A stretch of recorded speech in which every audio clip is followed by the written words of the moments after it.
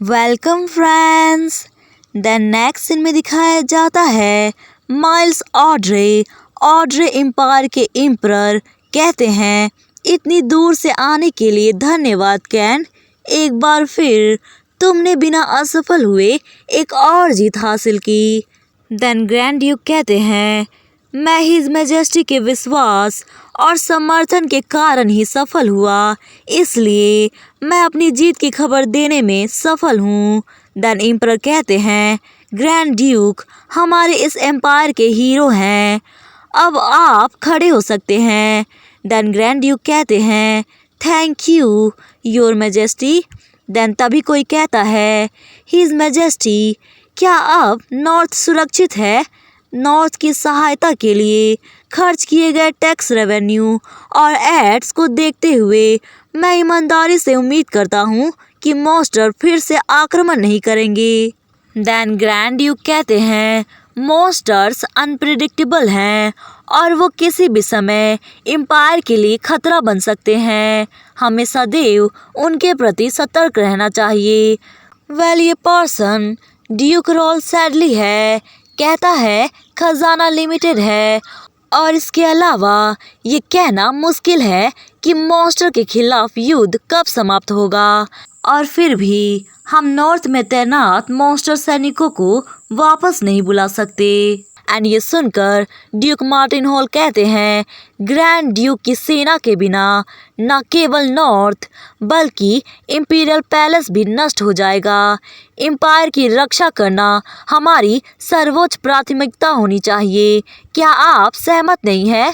Then emperor कहते हैं, हम इस पर बाद में चर्चा करेंगे। ग्रैंड ड्यूक थक गए होंगे, अब आप जाकर आराम कर सकते हैं। मैं कल ब्रदर के रूप में अपनी बातचीत जारी रखूंगा। मैंने पैलेस में आपके लिए एक स्थान भी तैयार कर दिया है, इसलिए प्लीज़ वहीं आराम करें। देन ग्रैंड ड्यूक कहते हैं, thank you your majesty. Then हमें दिखाया जाता है, जेवियर कहता है, फादर आपने वहाँ पर ऐसा क्यों कहा?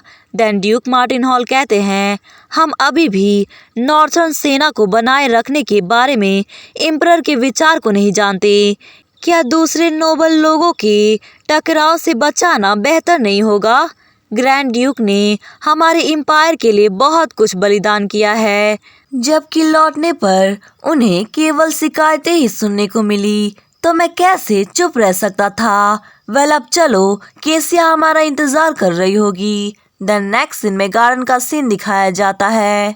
जेवियर कहता है, उसने कहा था कि वो हमसे गार्डन में मिलेगी, लेकिन वो यहाँ पर नहीं है। देन तभी ड्यूक मार्टिन हॉल कहते हैं, बेहतर होगा कि हम चारों तरफ फैल कर देखें। देन हमें दिखाया जाता है, जेवियर केसिया को ढूंढ रहा था। तभी जेना कहती है, एक्सक्यूज मी, क्या आप लॉर्ड जेवियर हैं?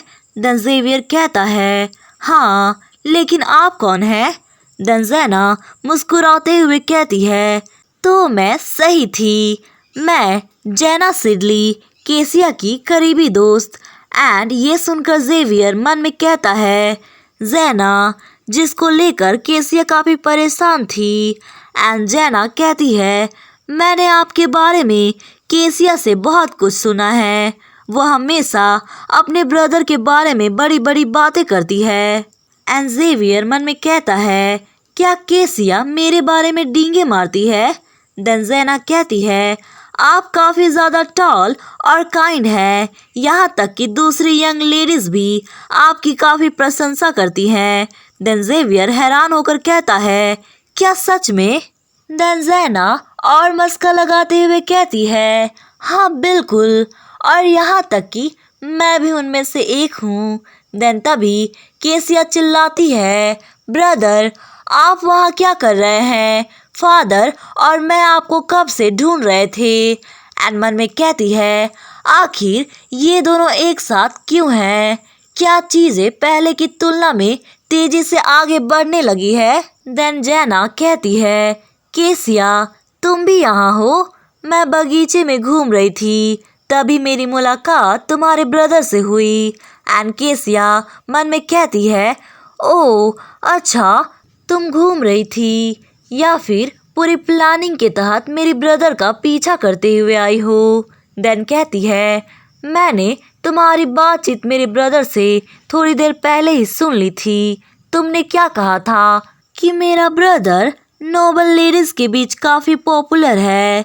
क्या ये सच है?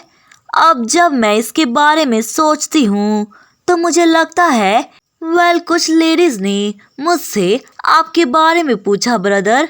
उनमें से कई प्रतिभाशाली और दयालु लोग थी। मैंने तो आपको उनसे मिलवाने के बारे में भी सोचा। हालांकि कुछ लोग ऐसे भी हैं जो मेरे ब्रदर से किसी गलत इरादे की वजह से संपर्क करते हैं। क्या वो ऐसा सोचते हैं कि मैं उनकी असलियत नहीं देख पाऊंगी? ये सच में काफी दयनीय है। क्या तुम इस बात से सहमत नहीं हो जैना? और ये सुनकर मानो जैना के तो हाव भाव ही बदल जाते हैं। देन वो अपने गुस्से को नकली हंसी से छुपाते हुए कहती है, मुझे नहीं पता कि तुम किस बारे में बातें कर रही हो, लेकिन ये भी तो हो सकता है कि वो लोग तुम्हारे ब्रदर की ही तरह दयालु हों। देन केसिया कहती है, ऑफ कोर्स, इस तरह के लोग हर जगह होते हैं, बिल्कुल एक पैथेटिक और चिपकू मक्खियों की तरह जो ताजे फल देखते ही मंडराने लगती हैं। ये कितना अनोइंग है। देन ये सुनकर जैना को काफी गुस्सा आता है और कहती है, केसिया तुम उन मक्खियों की तुलना लोगों से क्यों कर रही हो? देन केसिया कहती है, मैं तो सच कह रही हूँ कि मेरे ब्रदर को अपने आसपास के लोगों के बारे में बेहतर निर्णय लेना सीखना चाहिए, क्योंकि मैं हमेशा उनके बारे में चिंतित रहती हूँ। एंड जेवियर मन में कहता है, ये कितना ज़्यादा एम्बैरेसिंग है, आखिर ये क्या करने की कोशिश कर रही है? देन कहता है, तुम ये बकवास बंद करो और चलो, फादर हमारा वेट कर रहे होंगे। देन केसिया कहती है, ठीक है ब्रदर। एंड जाते हुए मन में कहती है, जैना तुम्हारी सारी मेहनत बेकार हो जाएंगी, मैं तुम्हें तुम्हारे ही कर्मों में कैदी बनाऊंगी। देन जेवियर कहता है, तुम दूसरे लोगों के सामने ऐसी अनावश्यक बातें क्यों करती रहती हो? क्या तुम ये नहीं जानती कि मैं उस समय कितना शर्मिंदा था?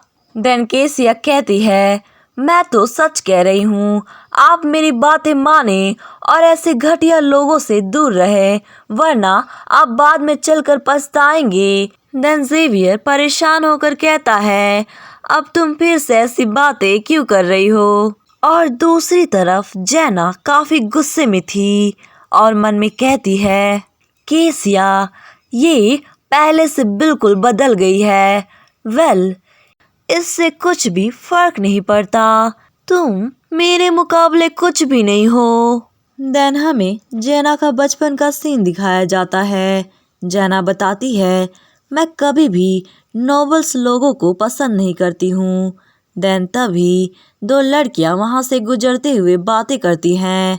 एक कहती है, क्या तुम अभी तक न्यू टी हाउस में गई हो? और इम्पीरियल पैलेस में जल्द ही एक बॉल का आयोजन किया जाएगा। देन जैना बताती है, वे लोग महान और एलिगेंट होने का दिखावा करते हैं।